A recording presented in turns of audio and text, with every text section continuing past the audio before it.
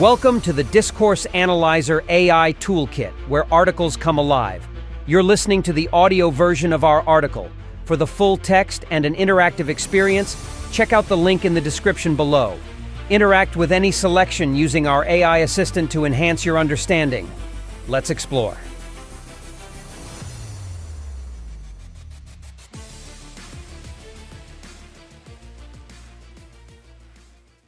Nuances of Language in Discourse Analysis. Language in discourse analysis is not merely a tool for communication but a dynamic system that reflects social relationships, power structures, identities, and ideological frameworks. Researchers who study discourse focus on how language functions in real-world contexts to reveal deeper insights about society and culture.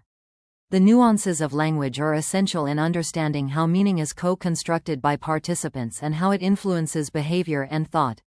In discourse analysis, language is seen as a performative act, one that does more than convey information. It establishes social roles, creates identities, reinforces or challenges power dynamics, and shapes cultural narratives. Analyzing these nuances helps researchers uncover the subtle ways in which language influences social reality. 1. Pragmatics in discourse. Contextual meaning.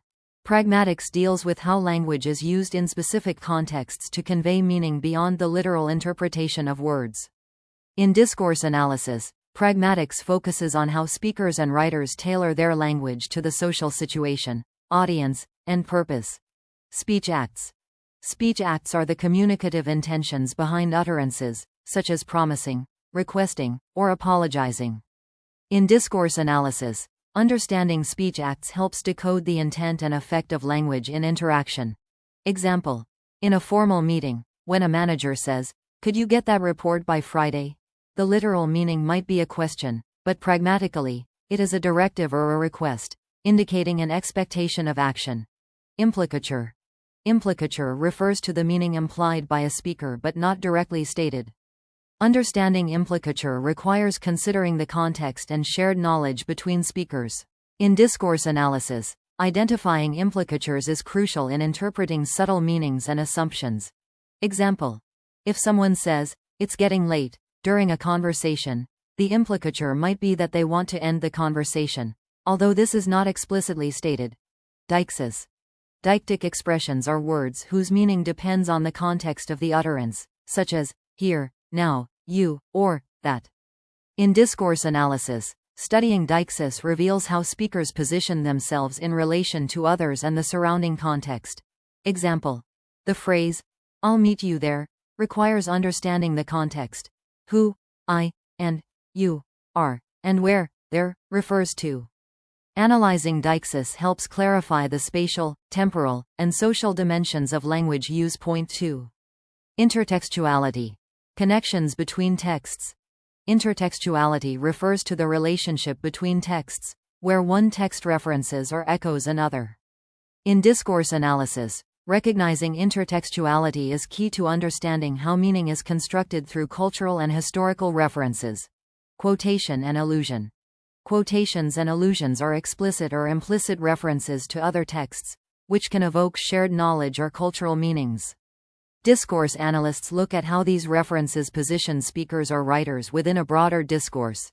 Example: a politician citing a famous speech, such as Martin Luther King Jr.'s "I Have a Dream," draws on the intertextuality of civil rights rhetoric to position their own message within a legacy of social justice.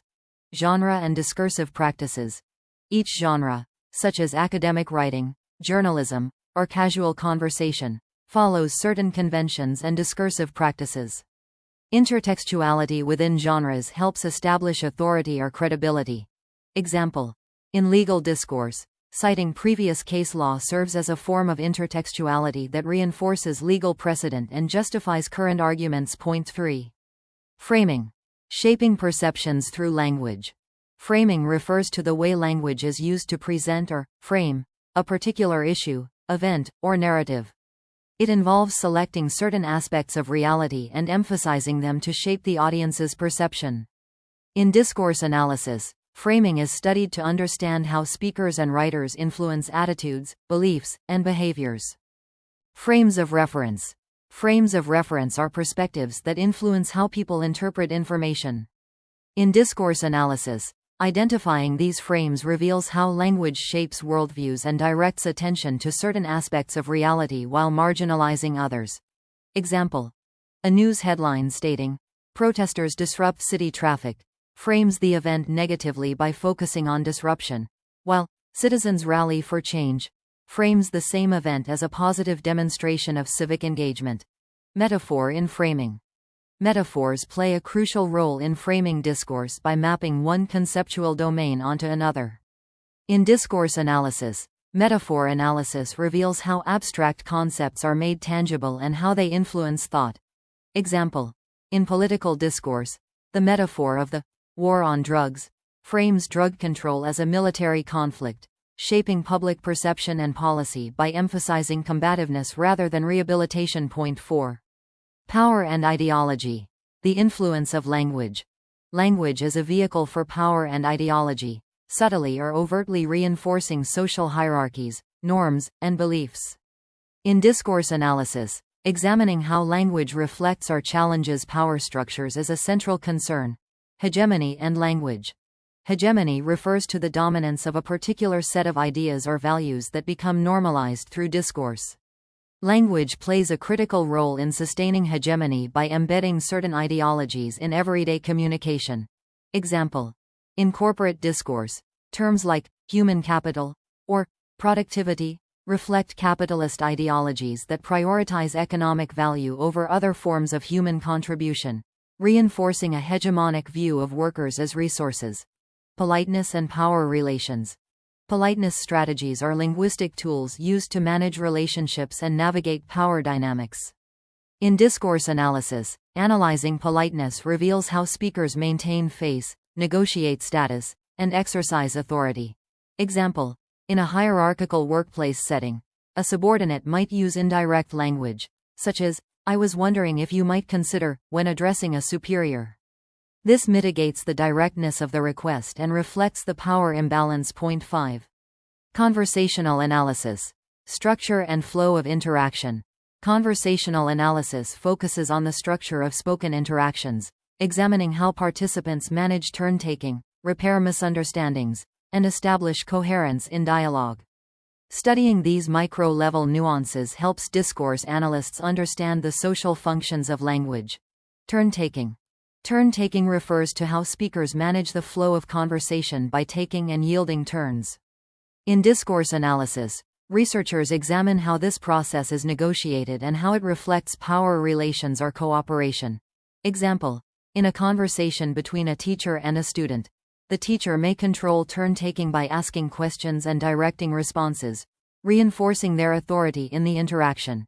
Adjacency pairs. Adjacency pairs are two-part exchanges, such as question-answer or greeting-response, that structure conversation. These pairs are fundamental in maintaining the coherence of interaction, and their analysis reveals expectations and social norms. Example: in customer service discourse, the adjacency pair of, "How can I help you?"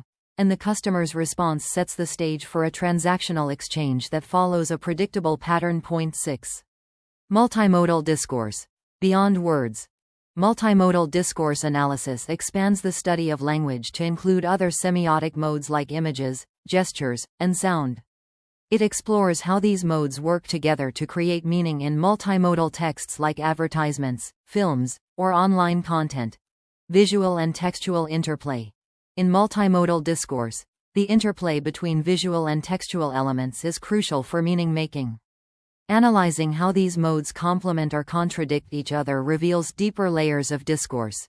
Example: in an advertisement, an image of a happy family coupled with the text, "The perfect home for your family," works together to create an emotional appeal, while the visuals reinforce the text's message. Embodied communication. Gestures, facial expressions, and posture are part of embodied communication, which contributes to the overall meaning in face-to-face interaction. Discourse analysts study these nonverbal cues to understand how they support or contradict spoken language. Example: in a political debate, a candidate's hand gestures and body language may either reinforce their verbal message or reveal discomfort or defensiveness, adding another dimension to the discourse. Point 7. Examples of nuances in discourse analysis. Example 1. Pragmatic nuances in medical consultation. In a medical consultation, discourse analysis reveals how doctors use speech acts like directives and reassurances to manage their authority and build rapport with patients.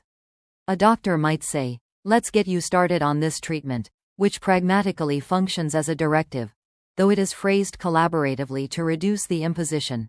The analysis of this interaction highlights how language can balance power dynamics while maintaining professional rapport.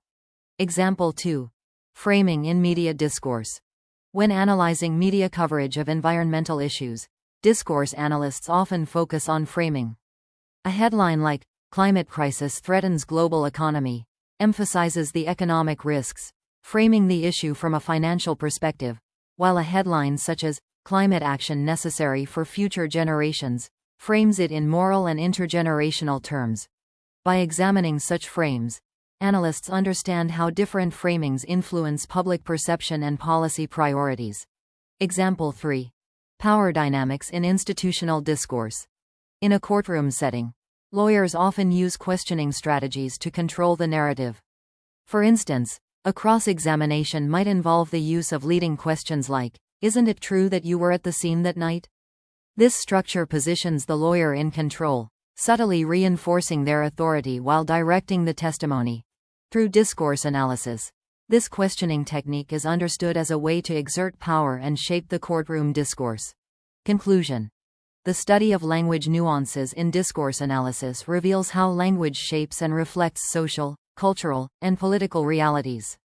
Through examining pragmatics, intertextuality, framing, and power dynamics, discourse analysts uncover the complex ways in which language functions in real-world contexts.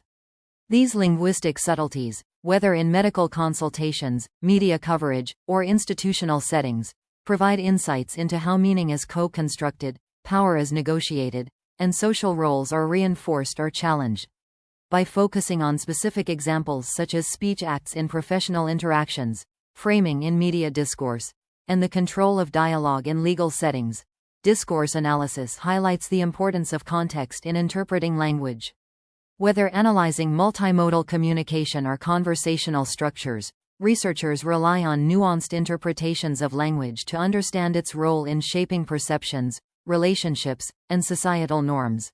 Ultimately, the careful examination of these linguistic nuances allows for a deeper understanding of the integral role language plays in constructing social reality, influencing thought, and mediating power relations in diverse settings. Frequently asked questions. What are the nuances of language in discourse analysis? Nuances of language in discourse analysis refer to the subtle and intricate ways in which language operates within social contexts. This includes how language reflects social relationships, power structures, identities, and ideologies. By focusing on aspects like pragmatics, intertextuality, framing, and power dynamics, discourse analysts explore how language shapes and influences behavior and thought. How does pragmatics contribute to discourse analysis? Pragmatics studies how language is used in context to convey meaning beyond the literal interpretation of words. In discourse analysis, pragmatics involves understanding how speakers use language to perform actions, speech acts, imply meanings, implicature, and position themselves in relation to others, deixis. This helps in decoding the intent behind utterances and how meaning is co-constructed in interactions.